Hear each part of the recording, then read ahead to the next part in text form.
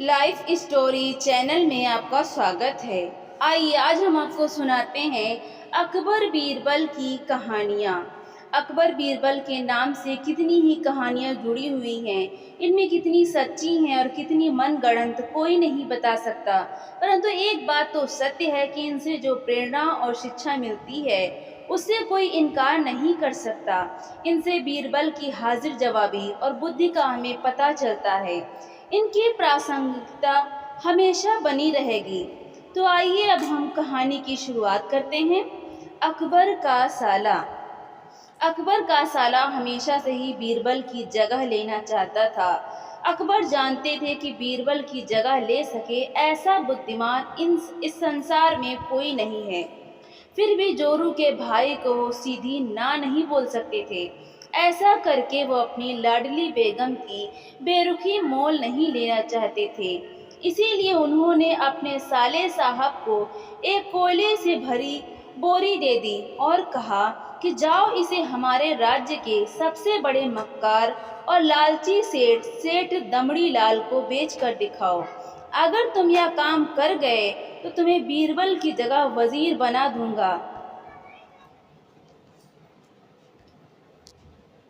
अकबर की इस अजीब शर्त को सुनकर साला अचंभे में पड़ गया। वह कोयले की बोरी लेकर चला तो गया, पर उसे पता था कि वो सेठ किसी की बातों में नहीं आने वाला। ऊपर से वो उल्टा उसे ही चूना लगा देगा। हुआ भी यही। सेठ दमड़ी लाल ने कोयले की बोरी के बदले एक ढेला भी देने से इनकार कर दिया।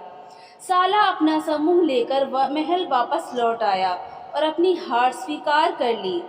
अब अकबर ने वही काम बीरबल को करने को कहा। बीरबल कुछ सोचे और फिर बोले कि सेठ दमड़ी लाल जैसे मक्कार और लालची सेठ को यह कोयले की बोरी क्या मैं सिर्फ कोयले का एक टुकड़ा ही 10,000 रुपये में बेच आऊँगा। यह बोलकर वो तुरंत वहाँ से रवाना हो गए। सबसे पहले उसने एक दर्जी के पास जाकर एक मखमली कुर्ता सिलवाया, हीरे मोती वाली मालाएं गले में डाली, महंगी जूती पहनी और कोयले को बारीक सुरमे जैसा पिसवा लिया। फिर उसने पिसे कोयले को एक सुरमे की छोटी चमकदार डिब्बी में भर लिया। इसके बाद बीरबल ने अपना भेष बदल लिया और एक मेहमान घर में रुककर इश्तिहार दे दिया कि बगदाद से बड़े शेख आए हैं जो करिश्माई सुरमा बेचते हैं, जिसे आंखों में लगाने से मरे हुए पूर्वज दिख जाते हैं, और यदि उन्होंने कहीं कोई धन गाड़ा है तो उसका पता बताते हैं। यह बात शहर में आग की तरह फैली। सेठ दमड़ी लाल को भी ये बात पता चली। उसने सोचा जरूर उसके पूर्वजों ने कहीं न कहीं धन गाड़ा होगा। उसने तुरंत शेख बने बीरबल से संपर्क किया और सुरमे की डिब्बी खरीदने की पेशकश की। शेख ने डिब्बी के 20,000 रुपये मांगे। मोल भाव करते करते 10,000 में बात तय हुई, पर सेठ भी होशियार था। उसने कहा मैं अभी तुरंत ये सुरमा लगाऊंगा। पर सेठ भी होशियार था। उसने कहा मैं अभी तुरंत ये सुरमा लगाऊंगा और अगर मुझे मेरे पूर्वज नहीं दिखे तो मैं पैसे वापस ले लूँगा। बीरबल बोला बिल्कुल आप ऐसा कर सकते हैं। चलिए शहर के चौराहे पर चलिए और वहाँ इसे जांच लीजिए।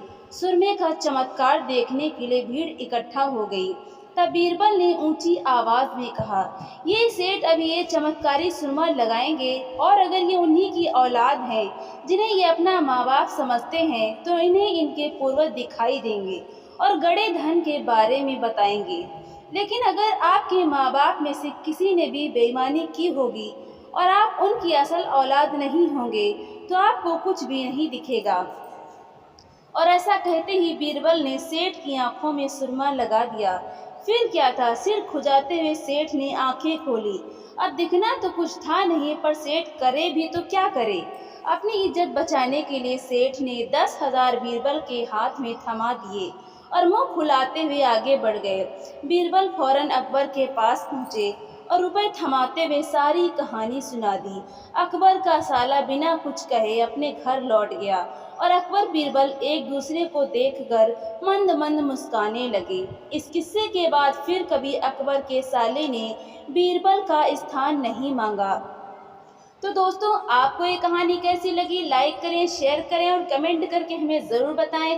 और ऐसी ही मज़ेदार कहानियाँ सुनने के लिए हमारे चैनल को सब्सक्राइब करना बिल्कुल भी ना भूलें। तो मिलते हैं हम अगली नई कहानी के साथ। बहुत बहुत धन्यवाद।